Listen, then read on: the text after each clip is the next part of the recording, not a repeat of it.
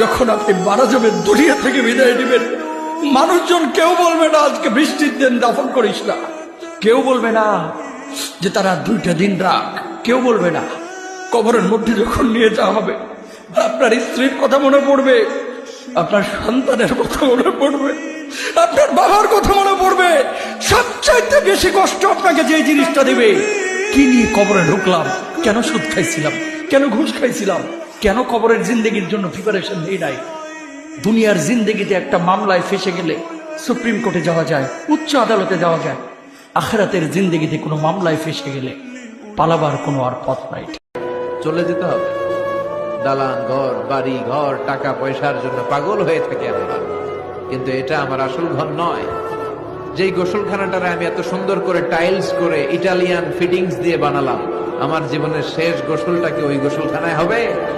কথা বলেন, যেখানে লাশ ধোয়ায় ওইখানে আমার গোসল হবে। এগুলো আমরা ভাবতে চাই না। কবরের জীবনটা আসল জীবন। কবর জগতে কোনো রং নাই, কবর জগতে কোনো স্বাদ নাই, কবর জগতে কিচ্ছু নাই, মাটি আর মাটি। হ্যাঁ, যদি আপনি মালিককে খুশি করে যেতে পারেন, অন্ধকারটাও আলোকিত হয়ে যাবে। কষ্ট আপনার কবরের চিন্তা আপনি করেন, আমার কবরের চিন্তা আমি করব।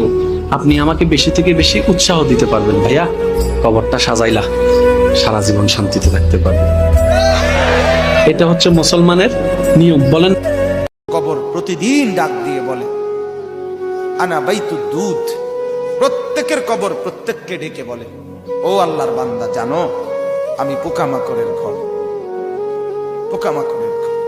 তুমি তো সেই বান্দা যে একটা মশা কানের পাশ দিয়ে উড়ে গেলে তোমার ঘুম বন্ধ হয়ে যায়, চোখ মিলে যায়।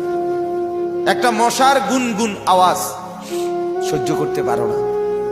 একবার কয়েল, একবার অ্যারোসল, একবার মশারি, এরপরেও তুমি চাও যে একটা মশাও যেন আমার কানের কাছে গুনগুন না করে।